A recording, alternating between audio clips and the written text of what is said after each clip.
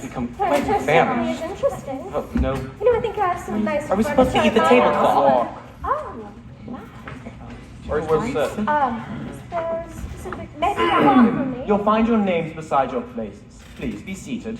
This one has my name on it. Pardon me. Oh, excuse me.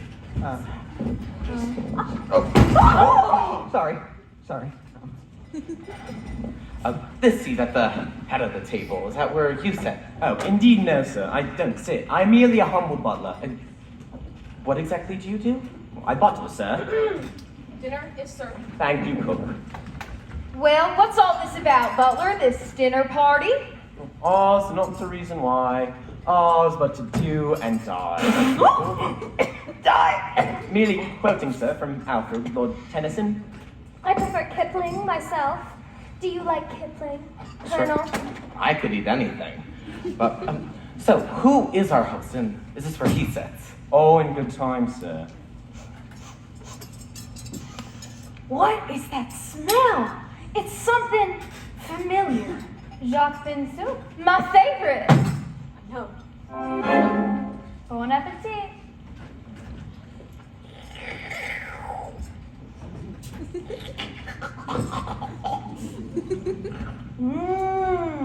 This is delicious. This is yum, yum, yum, yum, yum, yum.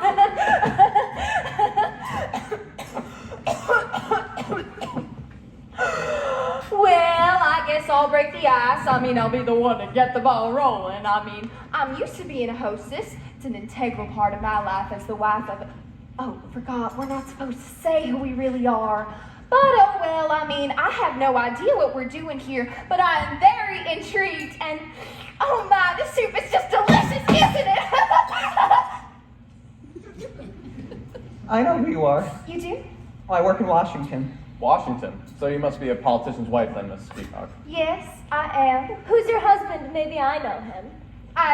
Well, he's Mrs. White. You've been awfully quiet. What does your husband do? Nothing. Nothing? Well, he just lies around on his back all day. How lazy. Not necessarily.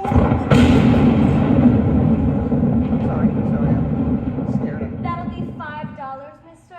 Sorry? Mr. Green, what do you do in Washington? I better not say. I like to follow the rules. So. Well, if I wasn't just trying to keep the conversation going, then we'd all be sitting here in embarrassed silence. Are you afraid of silence, Mrs. Peacock? Yes. No. Why? Well, in my professional opinion, it just seems that you suffer from what we call pressure of speech. Is that an official diagnosis? Are you a doctor, Professor? In psychological medicine? Do you practice? Not anymore, but now I do work for the U.S. government. Oh, another politician. Not exactly. I do research for you-know-who, Who? a branch of the United Nations organization, the World Health Organization. Oh, you know who. It's an acronym. I have a sister who is a gymnast. You are a real colonel, aren't you? I am, sir. Aren't you going to mention the coincidence that you also live in Washington, D.C., Colonel? How did you know that? I've seen you before. So, Miss Scarlett, does this mean you live in Washington too? Sure do. Does anybody here not live in Washington? This isn't about the Red Scare, is it? Well, I am not a communist. I'm a Republican. Waldron, we've had about enough of this. Who is our host and why have we been brought here? Pardon me.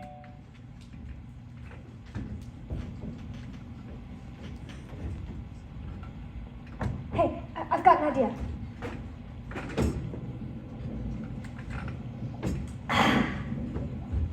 Oh, that burns so bad if you do that. Oh, good thinking, Miss Scarlett. Hey, what are we doing? Put it simply, the acoustic coupling between the door and the glass allows sound waves to travel from one side to the other. Yes, all the guests have arrived as expected, sir. Everything's going according to plan. All right, we'll meet you in the study. Oh, no, you must have loved where you are. Oh, for goodness sakes, who is at the door? I demand to know what's going on. May interest any of you in fruit, a dessert? No! In that case, may I suggest we adjourn to the study for coffee and brandy, at which point I believe your newly arrived host will reveal his intentions, your letters will be explained, and the game will be afoot.